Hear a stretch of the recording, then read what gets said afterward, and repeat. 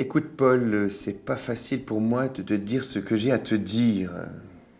Non, parce que je t'apprécie beaucoup et que je tiens à ne pas te blesser avec mes remarques, mais voilà, je me fais du souci pour toi. Du souci, mais encore, t'exagères un peu là, non? J'ai dit que tout va bien, je te répète. Ok, j'ai rien dit. Mais quand même, depuis quelque temps, je remarque que tu fais pas mal d'erreurs au boulot, t'arrives très souvent en retard, et j'ai l'impression que tu mets de plus en plus de temps pour finir le boulot que t'as à faire. Du coup, comme on est dans la même équipe, je prends également du retard. Tu l'as remarqué aussi. Je crois pas, là. Tu me surveilles ou quoi? Je fais mon boulot comme d'habitude. Je te surveille pas, Paul. Et puis en plus, crois bien que c'est pas évident pour moi de te dire ça. Bah dis rien, c'est pas mon chef, non? Tu vois, Paul, je t'ai couvert pour pas que t'aies des problèmes avec le chef. Mais aujourd'hui, ça peut pas durer. Je te remercie, j'avais pas remarqué. D'ailleurs, je t'ai jamais demandé de me couvrir, comme tu dis. C'est vrai. Et j'ai cru bien faire. Et seulement aujourd'hui, je peux plus, je ne veux plus te couvrir. J'arrive plus moi-même à travailler correctement. Et d'ailleurs, je suis pas sûr que te couvrir ait été la bonne solution.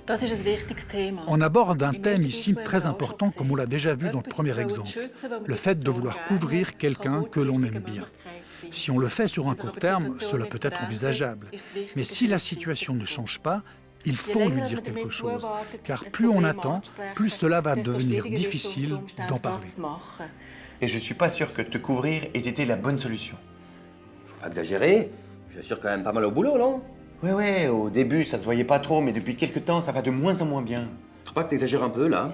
Ok, j'ai rien dit. Écoute, Paul, ce que j'ai encore à te dire est plus que délicat. Comprends bien que je veux pas te mettre dans le bras et encore moins te juger. Mais voilà, il faut que je te parle de ce qui me préoccupe au-delà du travail. Je me pose des questions sur ta consommation d'alcool. Non, mais je peux me tromper, hein.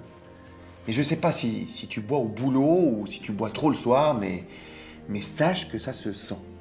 Non mais tu déconnes là, Michel. En plus, c'est absolument pas le cas. Et puis d'abord, je dirais que ça te regarde pas. C'est pas parce que t'es mon pote, t'as le droit de me dire n'importe quoi. Ça m'énerve là. Lorsqu'on suppose qu'un de ses collègues souffre d'un problème d'alcool, on aimerait probablement que la personne en question l'admette. Pourtant, si l'on veut obtenir des aveux à tout prix, on risque de voir son collègue se renfermer, se braquer et mettre tout en œuvre pour dissimuler son problème. Ok, je me suis trompé. Et je me suis fait du souci pour rien. Mais ton changement de comportement commence à avoir des impacts visibles sur notre travail en commun. Si tu continues à arriver en retard, à bâcler ton travail, à continuellement faire des erreurs, je pense que...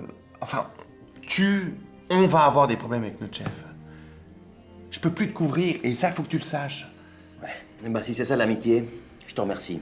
Je suis pas une balance, Paul. Faut juste que tu te mettes à ma place.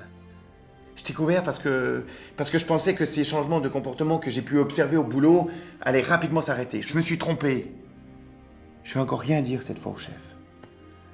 Mais il faut que tu y mettes du tien. Et ça n'a rien à voir avec l'amitié. Souvent, les employés hésitent à dire à leurs supérieurs qu'ils sont de plus en plus surchargés à cause des dysfonctionnements d'un collègue avec lequel ils collaborent. Ils peuvent avoir l'impression qu'en faisant cela, ils dénoncent la personne concernée. Mais il ne faut pas perdre de vue sa propre situation professionnelle.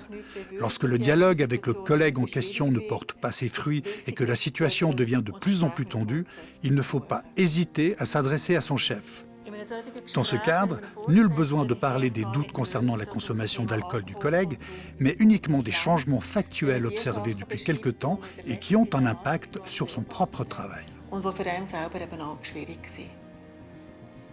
Que faire lorsque la sécurité du travail est en cause? Si vous supposez qu'un collègue n'est pas apte à conduire un véhicule ou à utiliser une machine dangereuse, n'hésitez pas à avertir votre supérieur hiérarchique. Faites-le, quelle que soit la raison. Consommation d'alcool, voire de drogue, surmenage, maladie, etc. L'objectif de cette démarche est de lui éviter qu'il ne mette sa personne ou la vie d'autrui en danger.